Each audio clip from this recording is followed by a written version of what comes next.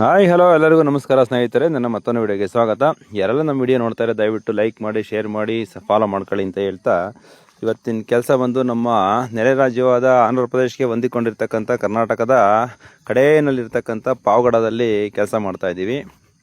ಹೀಗೆ ಕಸ್ಟಮರ್ ಒಬ್ಬರು ಫೋನ್ ಮಾಡಿ 9 ನೋಡಿ ಬೋರ್ವೆಲ್ ಇದೆ, ನಮ್ದು ಒಂಚೂರು ನೀರು ಚೆಕ್ ಮಾಡಿಕೊಡಿ, ನಾವು ಕೊರೆದಾಗ ನೀರು ಕಡಿಮೆ ಬಂದಿತ್ತು. ಸೊ ಅದಾದ ನಂತರ ನಾವೇನು ಮಾರನೇ ದಿವಸ ಬಂದು ನೋಡಿದಾಗ ಮೇಲ್ಕನ ನೀರು ತುಂಬ್ಕೊಂಡಿತ್ತು. ಎಷ್ಟು ಬಂದಿದೆ ಏನು ಅಂತ ನಮಗೆ ಗೊತ್ತಿಲ್ಲ, ಒಂದ್ಸರಿ ಬಂದು ಚೆಕ್ ಮಾಡಿಕೊಡಿ ಎಷ್ಟು ನೀರು ಬರುತ್ತೆ ಅಂತೇಳಿ ಫೋನ್ ಮಾಡಿದರು.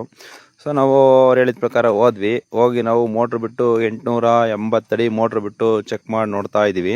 72 ಅಡಿಗೆ ಮಾತ್ರ ಒಂದು ಸ್ವಲ್ಪ ಲೈಟಾಗಿ ಒಂದು ಸ್ವಲ್ಪ ನೀರು ಬರ್ತಾ ಇದೆ, ಸಣ್ಣ ಒಂದು ಅಂಚುಗಡಿ ದಪ್ಪ ಸಿಡಿತಾ ಇದ್ದಾವೆ. ಅದನ್ನು ಬಿಟ್ಟರೆ ನೆಕ್ಸ್ಟ್ ಇನ್ನು 111 ಅಡಿಗೊಂದು ಸುಮಾರು ಅದೊಂದು ಗ್ಯಾಪ್ ಬಂದೈತೆ, ಡ್ರೈ ಗ್ಯಾಪ್ ಥರ ಐತೆ. ಅದನ್ನು ಕೂಡ ಏನು ಅಂಥ ನೀರು ಬರ್ತಾ ಇಲ್ಲ, ಅದರಲ್ಲೂ ತುಂಬ ಸಣ್ಣಗೆ ಬರ್ತಾ ಇದೆ.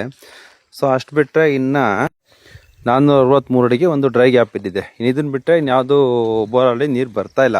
ಆ್ಯಕ್ಚುಲಿ ಇದನ್ನು ನಾವು ಟೆಸ್ಟ್ ಮಾಡಿದ ಪ್ರಕಾರ ಇದು ಬಂದು ಈ ಬೋರ್ವೆಲ್ ಬಂದು ಫೇಲ್ ಅಂತಲೇ ಕನ್ಸಿಡರ್ ಮಾಡ್ತೀವಿ. ನೋಡಿ, ಇದು ಬರ್ತಾ ಇರೋ ನೀರು ಬಂದು 70 ಚಿಲ್ಲರ್ ಬರ್ತಾ ಇರೋ ನೀರು ಸಣ್ಣಗೆ ಬರ್ತಾ ಇದೆ. ಇಷ್ಟು ನೀರಲ್ಲೆಲ್ಲ ಏನು ಮಾಡೋಕ್ಕೆ ಸಾಧ್ಯ ಇಲ್ಲ.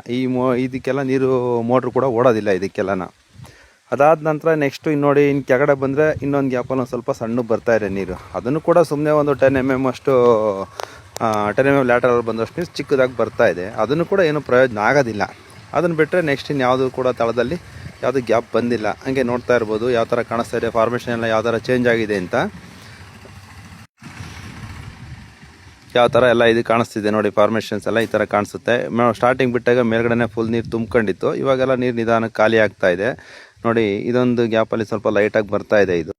ಇದು ಬಂದು 111 ಅಡಿ ಹೇಳಿದ್ನಲ್ಲ, ಅದೇ ಗ್ಯಾಪ್, ಇದು ಡ್ರೈ ಗ್ಯಾಪ್. ಇದರಲ್ಲಿ ಕೂಡ ನೀರು ಬಂದು ನಿಂತೋಗಿದೆ. ಮಳೆಗಾಲದಲ್ಲಿ ಏನಾದರೂ ಇದರಲ್ಲಿ ಒಂದು ಸ್ವಲ್ಪ ಬಂದರೆ ಬರ್ಬೋದು. ಟೋಟಲ್ ರಿಸಲ್ಟ್ ಬಂದು ಇದನ್ನು ಫೇಲ್ ಅಂತಲೇ ಕನ್ಸಿಡರ್ ಮಾಡ್ತೀವಿ.